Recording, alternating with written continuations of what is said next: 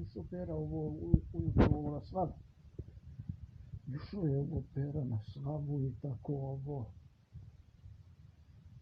sad je u 2 sata. Išao je 2 sata je bio na slavi i tako popričao malo i da li je ručao, da nije popio pivo ili sok neki i tako.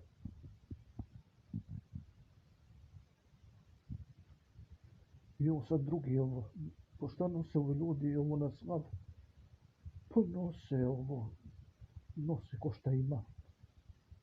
Neko nosi gajbu piva, neko nosi tortu, neko nosi čokoladu i tako. Svako koliko može da se pruži, on nosi na slavu. Danas.